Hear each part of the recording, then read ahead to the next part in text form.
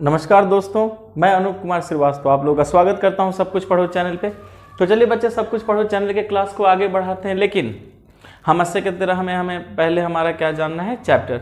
बच्चे जो हमारा चैप्टर है आप देख सकते हैं बोर्ड पे लिख रखा है मैंने, वन एवं वन्य जीव संसाधन। तो बच्चे थोड़ा पिछली क्लास को याद करते हैं। पिछली क्लास में मैंने आपको बताया था कि भारत में जो वन को 3 क्षेत्र में तरीके से बांटा गया था। पहला क्या बताया था, आरक्षित वन, रक्षित वन और अवर्गीकृत वन। क्लियर है? तो चलिए बच्चे क्लास को आगे बढ़ाते हैं और याद रखिएगा कि आरक्षित वन और रक्षित वन क्षेत्र को, यहां में एक बात याद रखना है सभी बच्चों को कि आरक्षित वन एवं रक्षित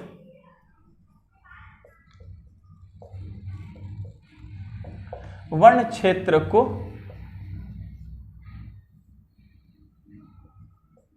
स्थायी वन कहते हैं। याद रखिएगा बच्चे कि आरक्षित वन और रक्षित वन क्षेत्र को अगर आप एक साथ मिला देंगे तो आप इसे क्या कहेंगे, स्थायी वन कहेंगे।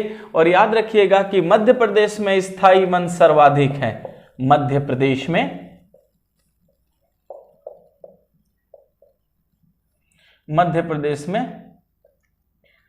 स्थायी वन सर्वाधिक है। इस बात को सभी बच्चे याद रखिएगा। तो हमने ये देखा कि आरक्षित वन और रक्षित वन अगर इन दोनों को मिला दिया जाए तो इसे क्या कहेंगे, स्थायी वन कहेंगे।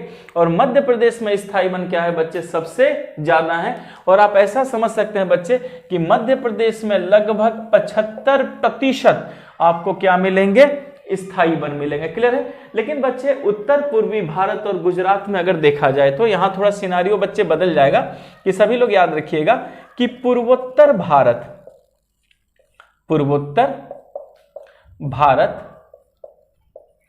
एवं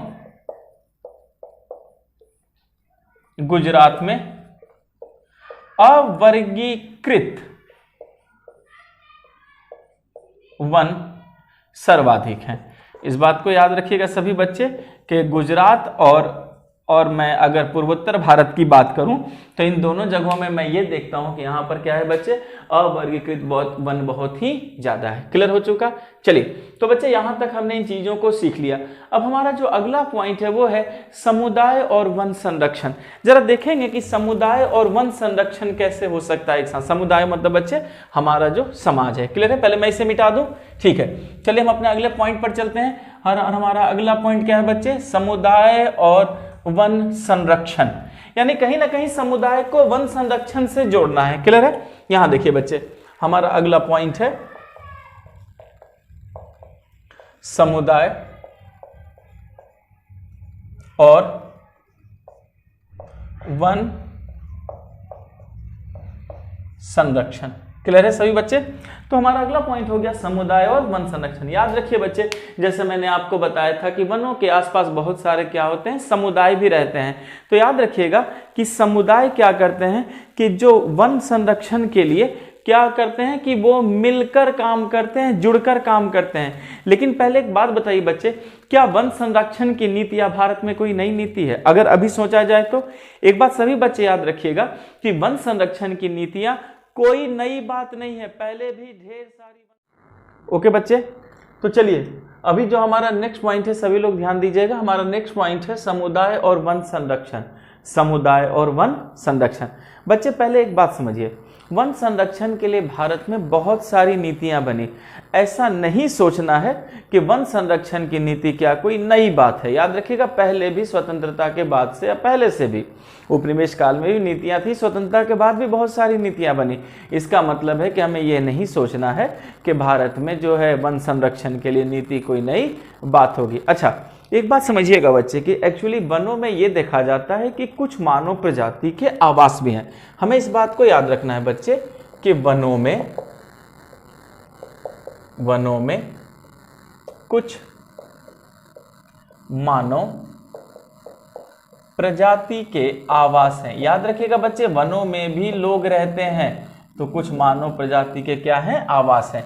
अब ये जो मानव प्रजाति है बच्चे समझ ही सकते हैं, आदिवासी लोग होते हैं या ग्रामीण लोग होते हैं। तो हमें इस बात को याद रखना है कि वनों में हम ये देखते हैं कि बहुत से मानव प्रजाति के क्या हैं, आवास हैं। और एक बात याद रखिएगा कि ये लोग कहीं ना कहीं वनों पर ही निर्भर हैं। क्यों? क्योंकि ये वनों के अंदर ही रहते हैं। और आपको इस बात को समझना होगा कि जो स्थानीय समुदाय, मतलब ये लोग जो हैं, तो स्थानीय समुदाय सरकारी अधिकारियों के साथ जुड़कर, इस बात को सभी बच्चे याद रखिएगा कि स्थानीय जो समुदाय है, स्थानीय समुदाय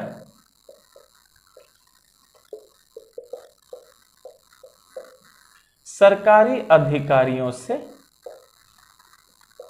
स्थानीय समुदाय सरकारी अधिकारियों से जुड़कर अपने आवास स्थल की सुरक्षा करता है। याद रखिएगा बच्चे, अपने आवास स्थल की क्या करता है? सुरक्षा करता है। इसका मतलब है बच्चे, अगर मान लीजिए कि वो अपने आवास स्थल की सुरक्षा करेंगे, इसका मतलब है कहीं ना कहीं उस वन की सुरक्षा करेंगे। तो इस बात को सभी बच्चे याद रखिएगा कि ज्यादातर वनों में जो मानव प्रजाति रहते हैं वो सरकारी अधिकारियों के साथ मिलजुल कर क्या करते हैं कि अपने आवास स्थल की सुरक्षा करते हैं, संरक्षण करते हैं। तो इससे कहीं ना कहीं उस वन क्षेत्र की सुरक्षा होती है। तो बच्चे याद रखिएगा कि राजस्थान में सरिस्का बाघ अभयारण्य है।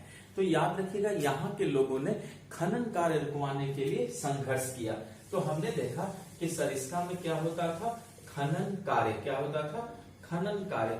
तो इसके खिलाफ, यानी हमने ये देखा कि खनन कार्य के खिलाफ लोगों ने क्या किया? यहाँ पर संघर्ष किया। इस बात को याद रखिएगा कि खनन कार्य के खिलाफ लोगों ने संघर्ष किया।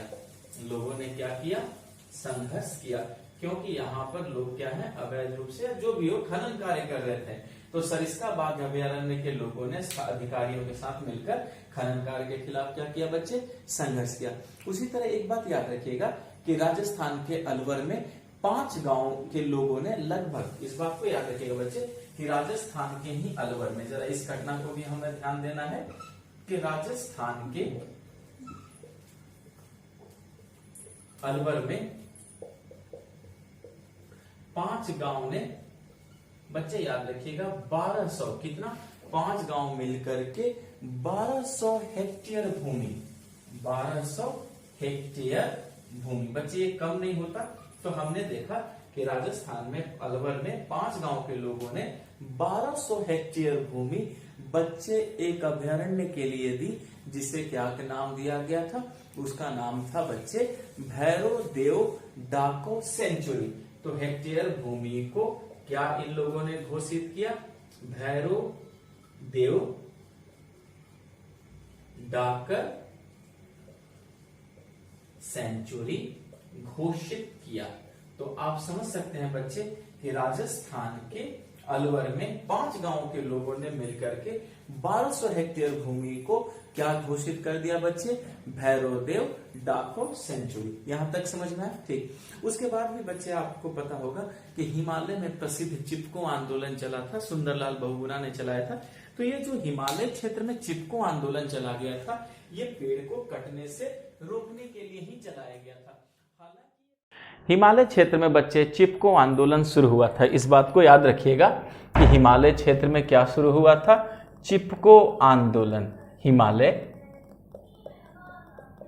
क्षेत्र में चिपको आंदोलन। एक बात यहां याद रखिएगा बच्चे, वैसे तो ये आंदोलन सफल नहीं हुआ, लेकिन फिर भी पेड़ काटने में बहुत ही लगाम लगी। तो ये आरक्षण किस लिए था चिपको आंदोलन किस लिए था? तो वृक्ष को कटने से बचाने के लिए। वृक्ष को कटने से क्या था बच्चे? बचाने के लिए। तो इस बात को याद रखिएगा कि वृक्ष को कटने से बचाने के लिए हिमालय क्षेत्र में भी क्या शुरू किया गया था? चिपको आंदोलन शुरू किया गया था। बच्चे याद रखिएगा कि जो पारंपरिक संरक्षण के तरीके हैं उसको भी पुनर्जीवित किया गया है। यानी हमने ये देखा कि जो पेड़ों को बचाने के जो पारंपरिक तरीके थे उसको भी क्या किया गया? पुनर्जीवित किया गया। और कृषि के नए तरीकों का विकास किया गया। तो हमने ये भी देखा बच्चे कि कृषि के नए तरीकों का विकास किया गया। या ये याद रखिएगा कि कृषि के नए तरीकों का विकास हुआ। तो इसका मतलब हो गया कि हमने ऐसे तरीके का विकास किया जिसमें पेड़ पौधों को नुकसान न हो।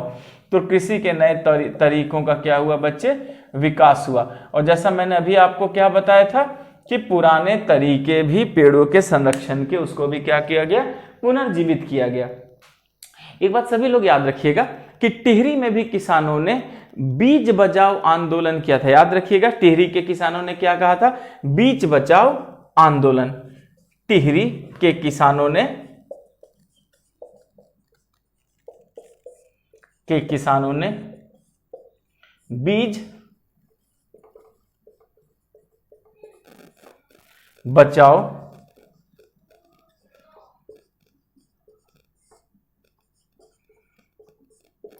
बीज बचाओ आंदोलन किया था, ताकि अगर बीज बची रहेंगे तभी तो पेड़ बनेंगे।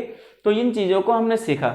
एक बात याद रखिएगा बच्चे कि भारत में संयुक्त वन प्रबंध कार्यक्रम स्थानीय समुदाय के मदद से उजागर हुआ। इस बात को हमें याद रखना है बच्चे कि भारत में, क्लियर है, यहां सभी लोग ध्यान दीजिएगा जो मैं अभी लिख रहा हूं, ठीक है। तो पहले बच्चे मैं बोर्ड को, आप देखिए बोर्ड पे जो मैं लिख रहा हूं उस पर केयर कीजिएगा कि मैंने अभी क्या बताया आपको कि भारत में संयुक्त वन प्रबंधन, भारत में संयुक्त वन प्रबंधन। तो जो भारत में संयुक्त वन प्रबंधन था उसने क्या किया कि स्थानीय समुदाय के महत्व को क्या किया, उजागर करता है। तो संयुक्त वन प्रबंधन जो है स्थानीय समुदाय के महत्व को क्या करता है बच्चे, उजागर करता है। तो हमने देखा कि संयुक्त वन प्रबंधन में स्थानीय समुदाय का क्या था, महत्व था कि किस तरीके से लोग जो है एक साथ मिल करके वनों की क्या कर रहे हैं, रक्षा कर रहे हैं। यहाँ पूरी बात समझ में आ गई बच्चे आप लोगों को, ठीक है।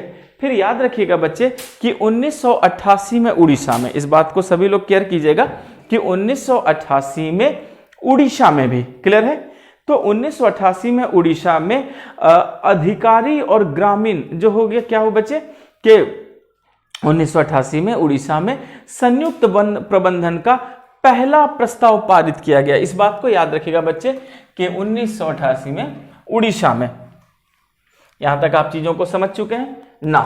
तो बच्चे याद रखिएगा ये एक इंपॉर्टेंट टर्म है कि 1988 में उड़ीसा में, 1988 में उड़ीसा में संयुक्त वन प्रबंधन का पहला प्रस्ताव पारित हुआ। संयुक्त वन प्रबंधन का क्या हुआ बच्चे, पहला प्रस्ताव पारित हुआ।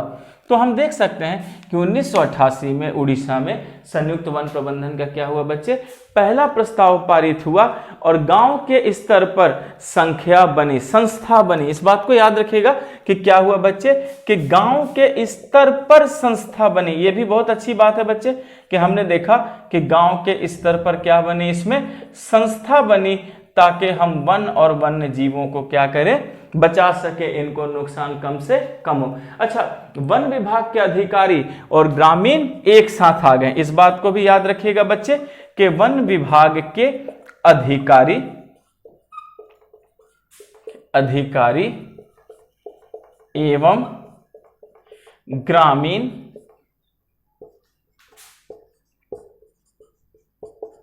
एक साथ आ गए।